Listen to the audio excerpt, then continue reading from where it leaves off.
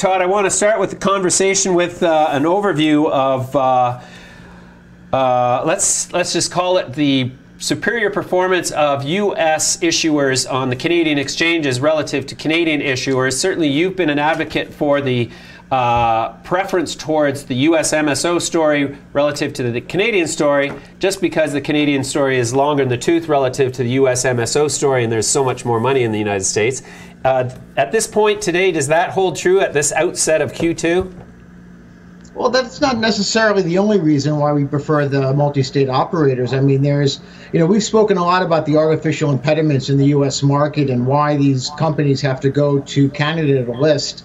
U.S. institutions, we think, are clamoring at the gates to get involved in the space. And a large part of our preference for U.S. operators is that asymmetry that arrives when you have all this latent demand on the horizon in the form of U.S. institutions and or Canadian majors. The LPs, we think, are going to turn buyer too. You have valuations which are in some cases 60-70% cheaper than Canada.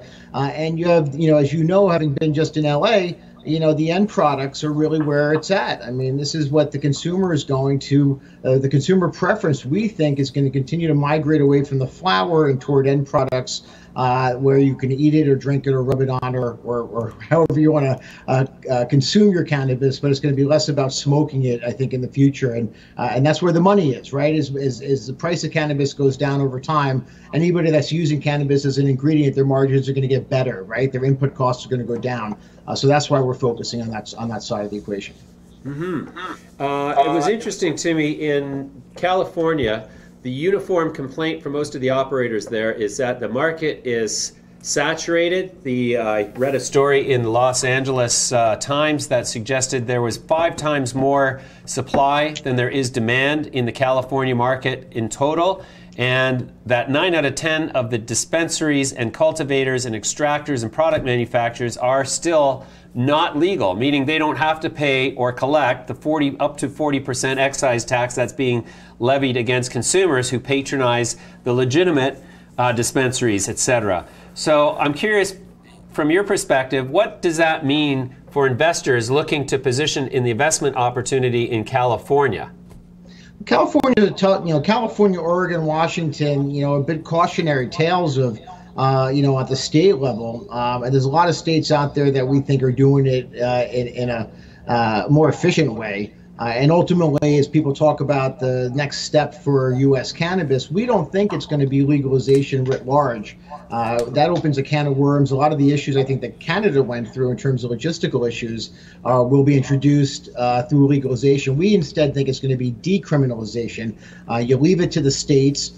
It's politically, sellable. If you're POTUS right now and you want to kind of sweep the legs of your Democratic opponents, all of whom are advocating for cannabis, you make the issue go away before the 2020 election. You dress it up as a states' right issue, so you save face with your base. And certainly it is a states' right issue, as we saw with online gambling last year as the precedent at the Supreme Court. So that's where it's going. California's a bit tricky. We actually love the deal that we saw, was it this week, on Cresco and Origin House. We just think it's a terrific deal for both sides, but really for Cresco to have that footprint in California through the distribution.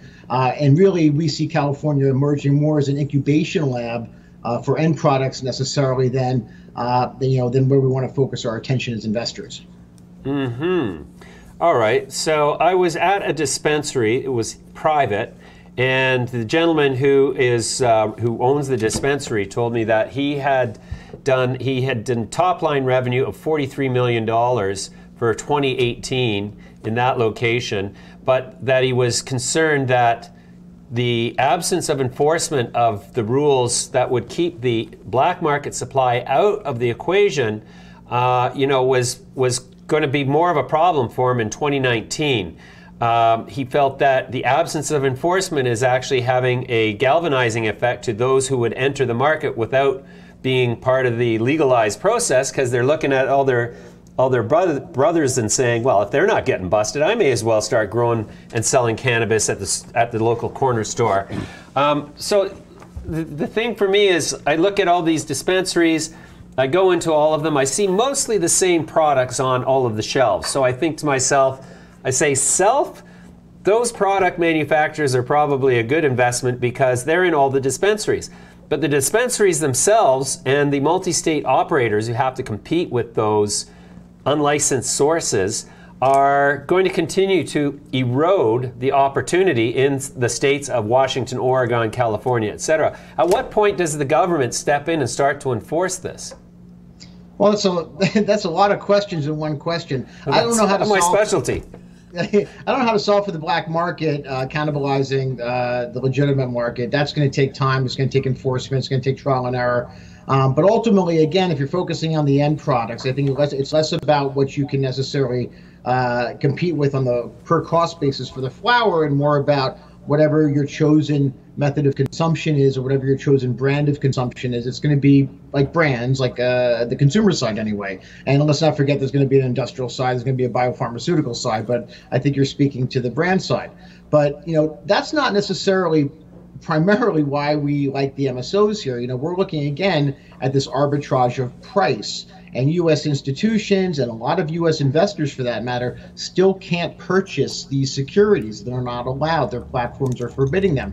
So we think that artificial impediment goes away over the course of the next 12 to 18 months. It's going to create a lot more demand into the marketplace. And that's, I think, the big story behind the MSOs right now. And certainly, you can look at, and we've done this, and we've got all the fundamental analysis behind it, and looking at the projections and what we think the projections are versus what some of the Wall Street firms think the projections are going to be in terms of adoption rate. And we still think that there's some good value out there. But certainly, again, it's versus 2020, not necessarily against 2018. And that's how we're looking at it. Sure. So what all needs to happen to make the stocks available to a broader swath of Americans? It's banking reform. I mean, that's the Yahtzee moment for U.S. cannabis. It's going to be banking reform. And again, I think we spoke about this, last time I was on it with your colleague, who was quite interesting, nice guy. Certainly we talked about the three things off the top of our, of mind that's going to happen. The cost of capital for these companies is going to plummet. It's going to completely change their balance sheet, change their ability to conduct business. And that's a big bull case here that we see going forward. That's a tailwind. But then I think you're going to see institutions, buy these names because institutions will chase growth. That's what they do. And there's not many industries out there that are going to offer the growth profile of cannabis. And again, not about getting high. There's a lot of use cases out there that are not about the euphoric side of cannabis, but whether the active pharmaceutical ingredients in it, or the industrial use cases. Hemp as a farming as a crop is a very agile crop, and it's going to be a renaissance of sorts for the American farmer. There's a lot of ways to win here. This is all going to take time to come through. Mm-hmm. I'm just wondering, the idea of the CBD from hemp. So the products that are allowed to be sold in the United States broadly is CBD from hemp, which is essentially cannabis sativa with less than 0.3% THC. Correct? Mm-hmm. And is there a limit on the quantity of CBD that the plant can produce that disqualifies it as being categorized as hemp, or is it all relative to that 0.3% THC?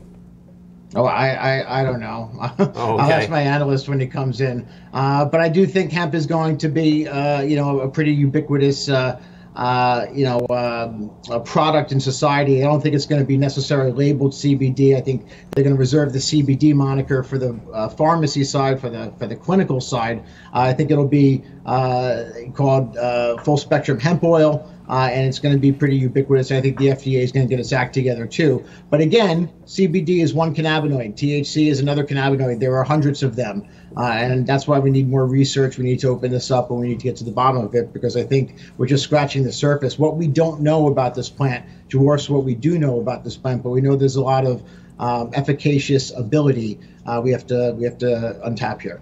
Yeah. An article in The Economist today focusing on industrial cannabis, as it calls hemp interchangeably. It expresses that China grows nearly half of the world's legal hemp.